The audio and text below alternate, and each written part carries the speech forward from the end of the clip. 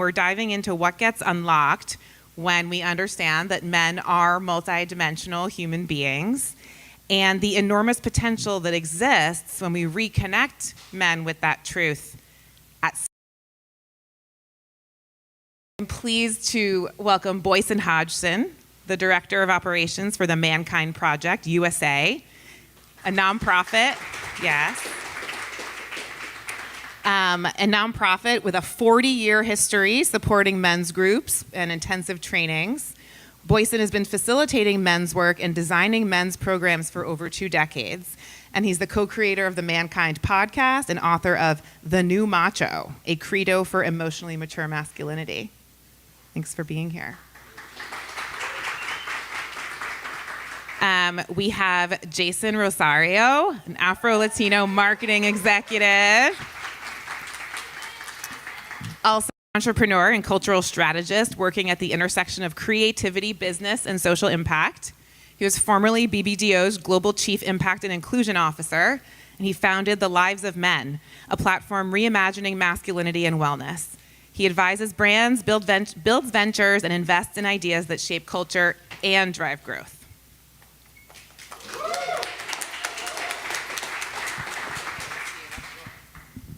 And then we have CJ Goulding. CJ is a weaver, facilitator, and founder of Boyz in the Wood, connecting Black men to nature and mental well-being. With expertise in leadership development, equity, and community organizing, he builds bridges between communities and resources, investing in leaders who create change while also reshaping narratives about our connection to the outdoors.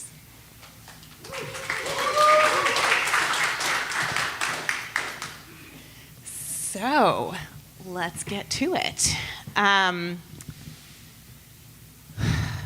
see this conversation about creating safe containers for men. And so the demand for these safe containers for men is clearly growing. And I would love for you each to briefly say hi to the room and introduce your work, and then we'll get into some deep stuff. We'll go down the line. Me first? Of course, no pressure. Rosario, I roll my R's on purpose because I am here representing the Afro-Latino community. I am a native New Yorker. My family is from the Dominican Republic, so shout to the DR. And it is also Hispanic Heritage Month, just saying. 15th, right? Right, exactly. So what do? I do great hugs. I do great dinner parties. But if you ask what I do for a living and how I make a living, I am the founder of The Lives of Men, a social impact agency, sort of a 360 incubator around all things men and masculinity. We talk about building community and helping men embody sort of these principles of what it means to be a healthy man and encourage men to explore healthier and more inclusive forms of masculinity. I also, as of last week, was the former Chief Impact and Inclusion Officer at BBDO, incredibly iconic agency that shapes through the stories that we tell for our brands, shapes the world that we want to live in and aspire to live in. And I think that's an incredibly important perspective to bring to this conversation, which we'll get into in a minute. And that's me. Thank you. Hey everybody, I'm Boysen Hodgson, so I'm representing the Mankind Project. Mankind Project has now been around for 40 years. As Janna said, I'll be in Tucson, Arizona next week, celebrating our 40th anniversary at a gala celebration.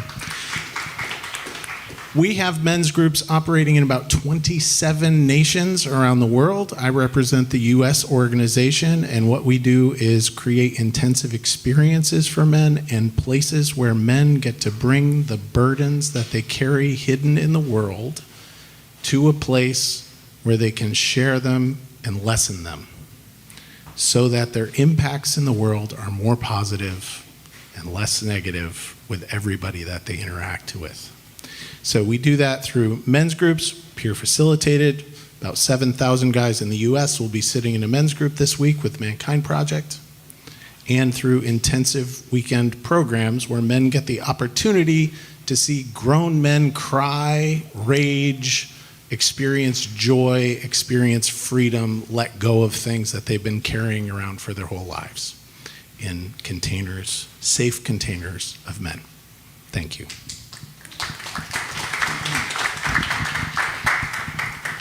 Hi everyone, my name is CJ Goulding. I am a descendant of Jamaican parents and grandparents and am first generation born here in this country. I was the child who grew up asking why, to the annoyance of my parents and teachers, but I think as an adult it helps me figure out the bigger why and show up as a weaver and a bridge builder and community organizer. Boyz in the Wood, and we exist at the intersection of mental health, time spent in nature, and specifically for Black men. We understand and work specifically in that area because there are a numerous amount of barriers that exist to access for nature for Black men and to mental health. And so we exist to remove those barriers and invest into these Black men and their healing journey so that they can become hubs of healing for their communities as well. Because our goal is for all of our communities to thrive and to thrive in our connection with nature.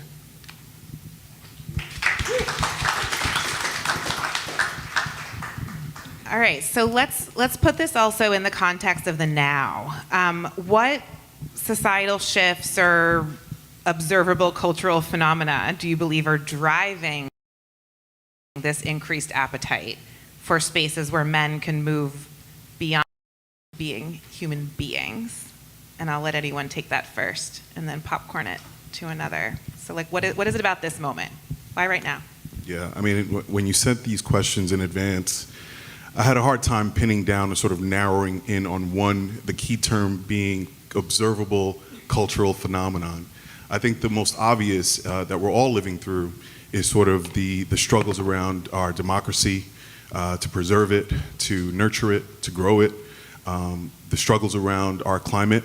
And so how does that all play a role in how is that connected to masculinity? And I think that is sort of what you're seeing in the world right now is the outgoing of an old vanguard of masculinity that's clinging to power and creating scarcity in a naturally abundant world.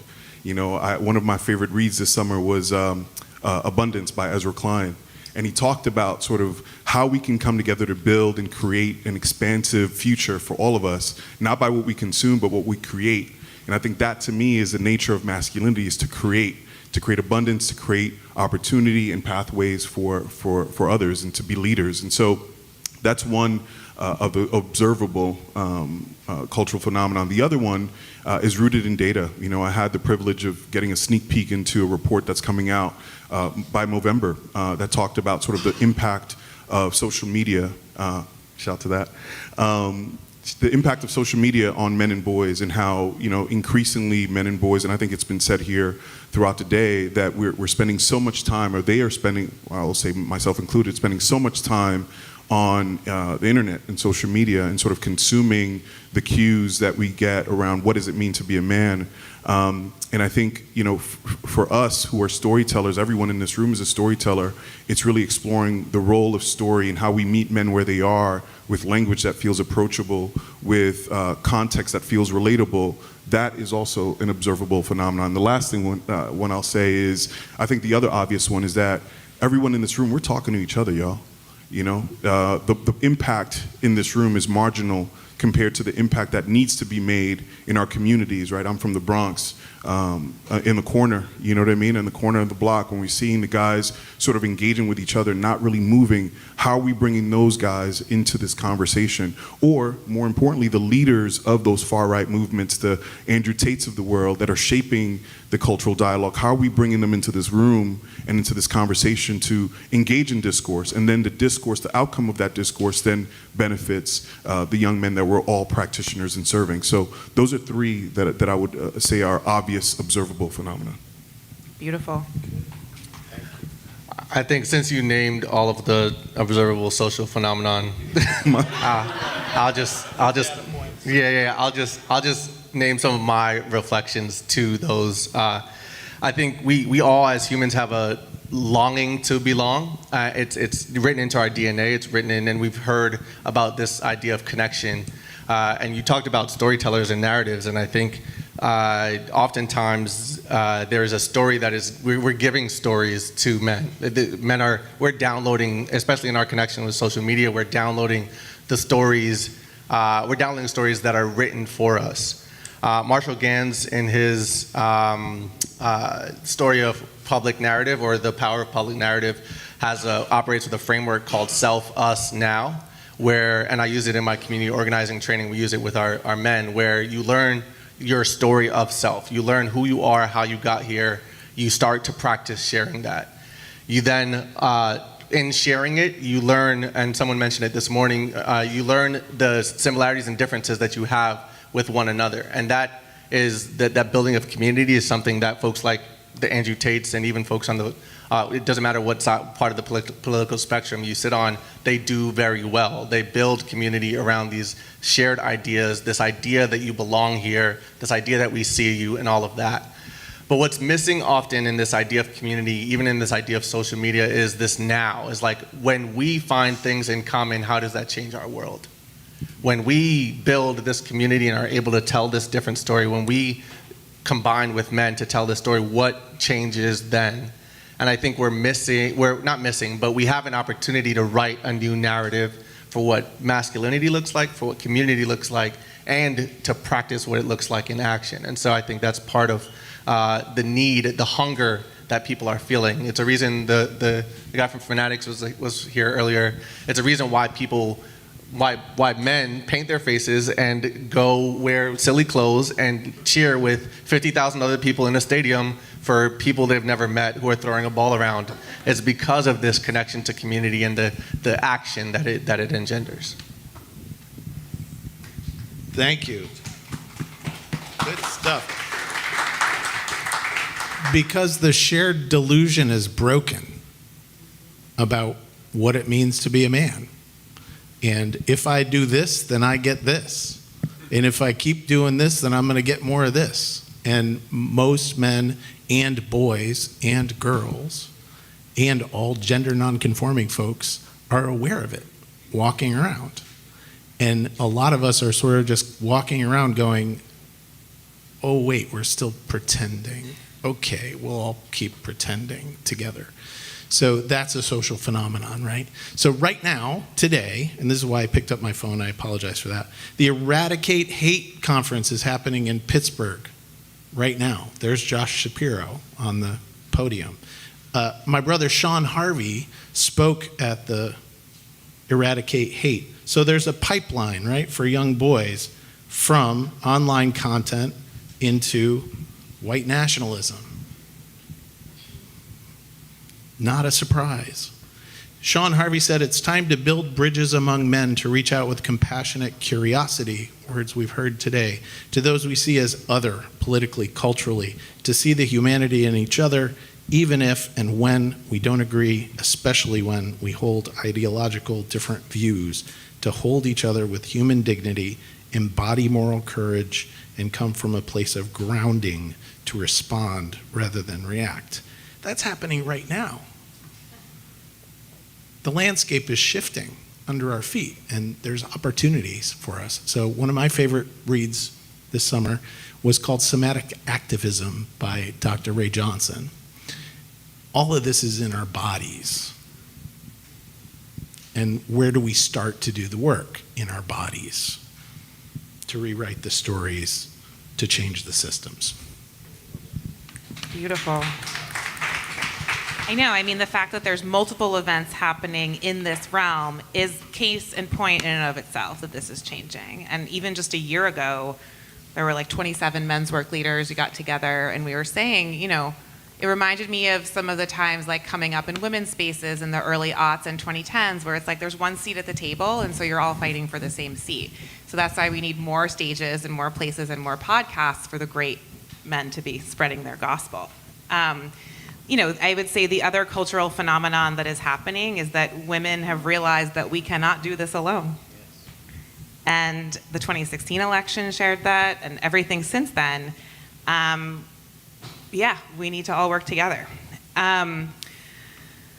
a question for you, Jason. This framing, we love words here because words can help us think about things anew, even if words themselves are imperfect. Your framing of cultural technology, I love it. And this idea of cultural technology for marketers. So for brands who are aiming to connect with men as multidimensional beings, what's a common cultural blind spot or an outdated understanding of male psychology that can enhance the effectiveness and authenticity of the connection? Well, there's a lot there. So for context, cultural technology is, I'm writing a piece that'll come out soon that was inspired by that Ezra Klein book, but also inspired by, the constant rhetoric around the masculinity crisis. Men are struggling. I think we all know that. I think we all know sort of what the state of men and boys are. I think what we're missing is sort of, okay, well, what do we do, right? And how do we move forward tactically and tangibly? And so for me, this idea of cultural technology rooted in an environment where we're all affected by technology, AI, et cetera. And so looking at healthy masculinity as that cultural technology where patriarchy has been the dominant operating system, we all know that our iPhones need to be upgraded from time to time in order to continue to function properly. So does our culture, so does our society. And so healthy masculinity can very well be that cultural technology that sort of gets us into this next phase of healing, and dare I say love.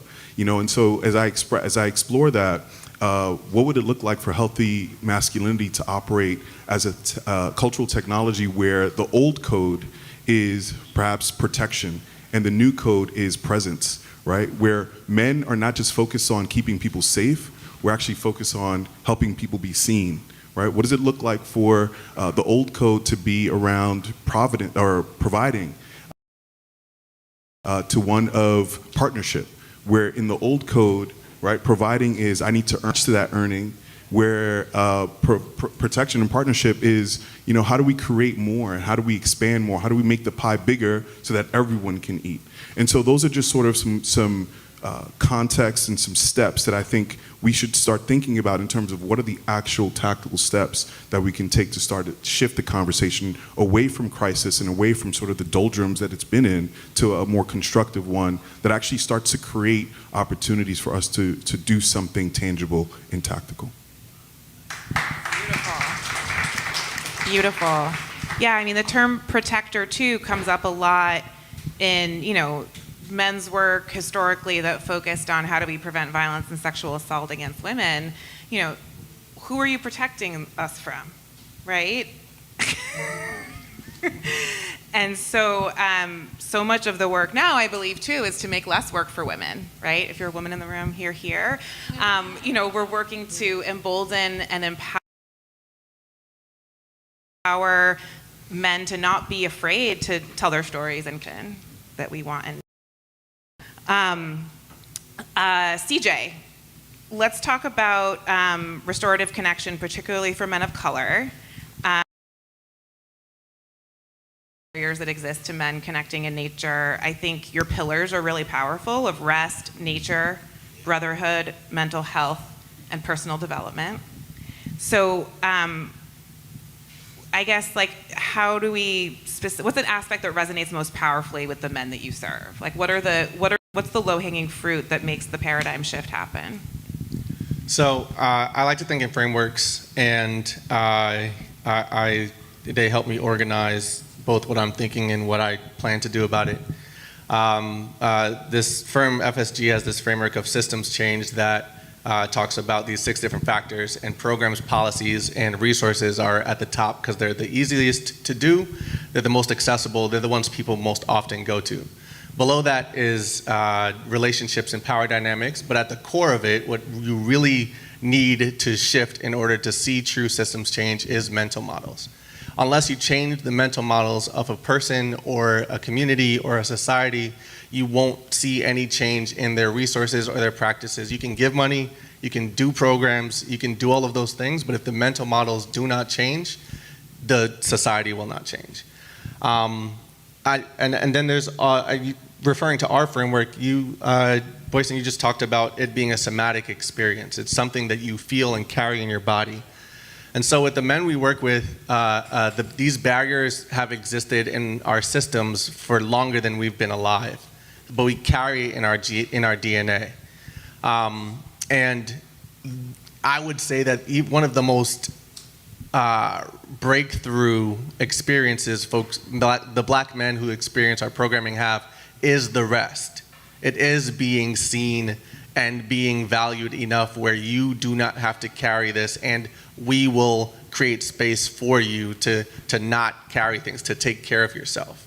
And with those pillars, nature is our through line with those pillars, but rest, nature, brotherhood are core elements of being a human, being seen and held as a full human. And then you're allowed to step in, then not allowed, but you're given permission and resources to step into the healing journey that mental health and personal development bring. And so I think the radical aspect of creating these spaces, and our programming has been done for the past 3 years free of charge to all of those who have participated. And so that's 3 months of free therapy. It's workshops led by black mental health professionals. It's access to outdoor gear and nature and outdoor experiences. It's access to brotherhood that you may not have had in a safe place before. We've had participants share that being in a group of 30 black men with us was the first time they didn't have to have a weapon on them or sit with. They knew that the space was created for them, created to invest in them. And in turn, that ripples outwards. When you're invested in, when your cup gets full, you then start pouring out to others. And it is a natural human reaction. But I think that is the tipping point. That is the spark that happens for the men in our programming. Beautiful. Yeah. We say a lot, we have everything we need. I said just wait. I just said wait. We have everything we need, right? It just needs to be awoken. And I say, a lot of people are like, oh, this has been such an incredible day. And I just keep saying, everyone's just been waiting for an invitation. Right? Just waiting for an invitation to have these conversations and to unlock. So speaking of unlock and transformation, MKP, going back to you, Boysen, and you work with predominantly white men, right? I guess talk to us a little bit about examples of like a before state and then an unlock that has happened within MKP, and how that's I evident in people's relationships or their work or their self-perception. I know it's probably an embarrassment of riches, the stories that you have to share, but I know that there are some that are definitely rising to the top. There's one. Mark Green. Mark Green, everybody. Mark Green. So I'm just going to point at a couple guys who I regularly sit with, guys who I've been sitting with for a long time. So man in midlife, career breaks down, marriage is over, has a 12-year-old son, has no idea what's going to happen next, right? Not an atypical story these days. So what happens through doing the work is he learns to carry his own emotional labor and do his own emotional labor so that a year and a half in, he has a powerful and positive relationship with his ex-wife. He has a powerful and positive relationship with his now growing son. And he's able to re-engage in his career and his path in a way that he is more successful now than he has ever been, right? So there's a midlife man. Now let's go to a young man in college who is in a social work program at Westfield State, who comes to sit in group, and his comment about group is, I've never been with a group of men who were as easy to express their emotions and feel this way in a group of men. Dude's going to a social work program, right? So, and then I'm going to talk just about me, which is, so I got into the work in 2004 because I had witnessed the model of manhood, the model of fatherhood that leaded over really unhealthy patterns. And when I hit 30 years old, I recognized that I was repeating the same patterns in my relationship that I was new to, 6 months into a relationship, and I didn't want it anymore. And now I'm 20 years married, right? to that woman.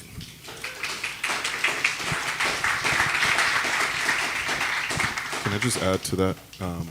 Thank you for sharing that personal story. I think I was sharing with someone just now. A lot of us have the name tags, and I completely missed this because I was late, but we were asked to put the name of who inspired us, and a lot of us have my dad on it, right?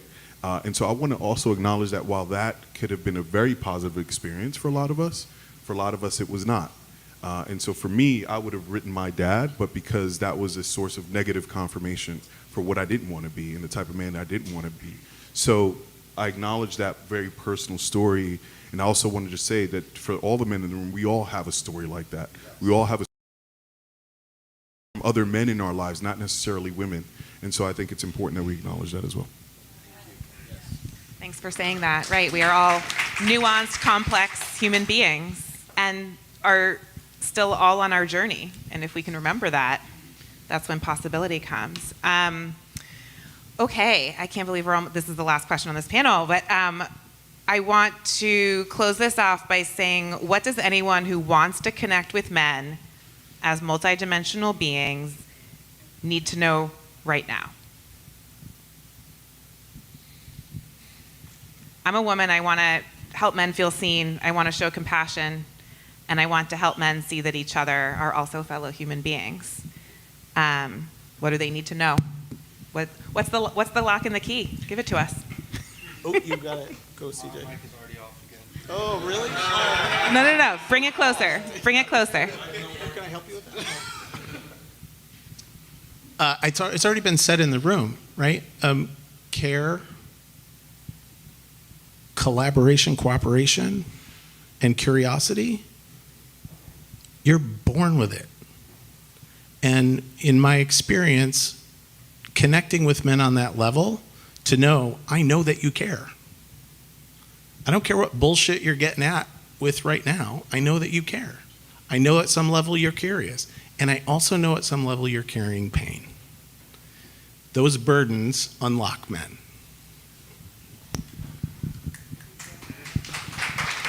This is why I'm glad you went first. So I think that I agree with that. I think sometimes it was also said earlier today, Ashanti spoke to it, and other people hinted at it. It's a building of a relationship that really, community is relationships and shared resources in action. That takes time. And that also doesn't happen without mistakes, and there's an ebb and flow in that experience. And so as you are building relationships with men as multidimensional beings, you may get hurt. Yes. Our roses still have thorns. Yes. And so, but the understanding that I think it's also a practice. I don't show up at the gym and then I'm fit the next day. At least not my gym or not me. I don't know how it works for other people. I'm not going to speak for others. But it is a practice. It's repetitions. And this set that I do today, I may not have a good day at the gym today, but it's more important that I show up tomorrow than it is that I had a good day today. And that work of working with multidimensional beings, I think, so in a little bit of transparency, we started our work in part because I was asking black women how I could help them. And they were like, bro, gold star, you asked how you could help. You win the Nice Guy of the Week award, great round of applause. But they were like, in reality, go talk to your men. Yeah. They were like, and so I learned in relationship with them that what I was supposed to do, and it evolved and it grew. So I would say it's time, it's repetitions, it's relationship, it's understanding that we're a part of this bigger ecosystem that we all have a role to play in.